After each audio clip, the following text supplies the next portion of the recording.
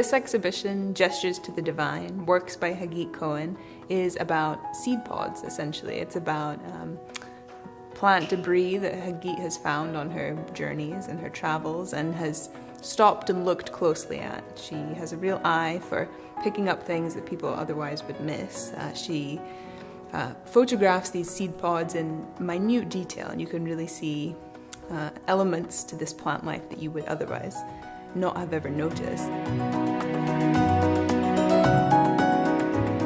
The first time I saw Hagit's work was at Crow's Work Gallery in Oakland, where she created an immersive environment that was centered on the idea of drought.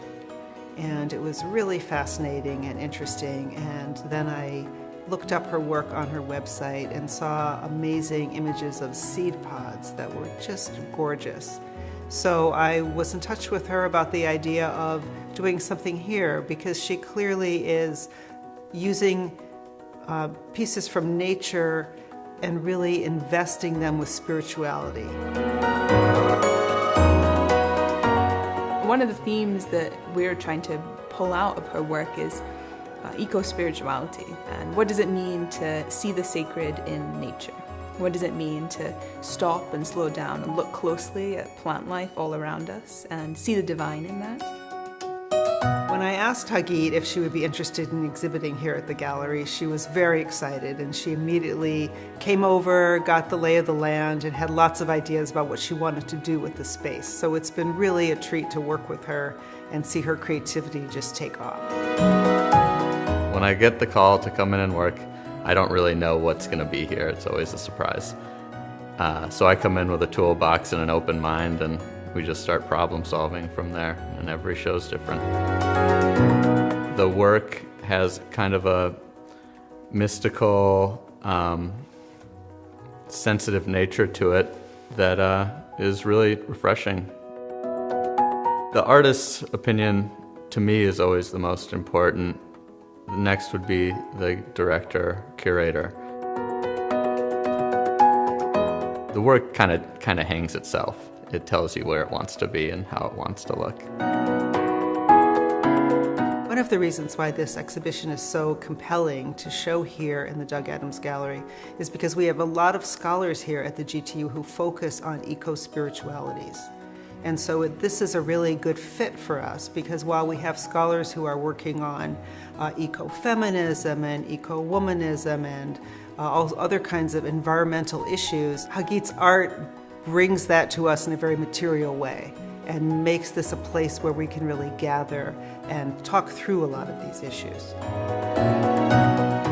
For this exhibition, we created a partnership with the Botanical Garden at UC Berkeley. Hagit has actually been to the gardens and rummaged through their debris to make art from the plant materials that that garden is no longer using. And they were very receptive because they're dealing with spirituality as well at the Botanical Garden. They're leading classes in meditation and in forest bathing. We're hoping to bring in garden visitors to the gallery and gallery visitors into the UC Berkeley Botanical Gardens. We're hoping to open a dialogue between these two groups of people and see how art and religion and the divine and nature all interact.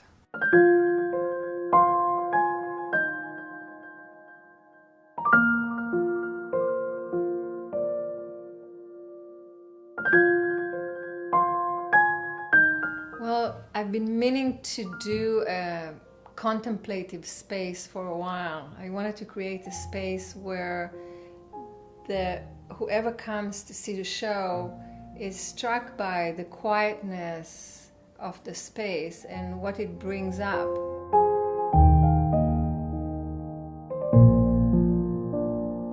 Most of the things that I photographed, most of the objects, the seeds or the pods that I photographed at the show have a gesture, a movement.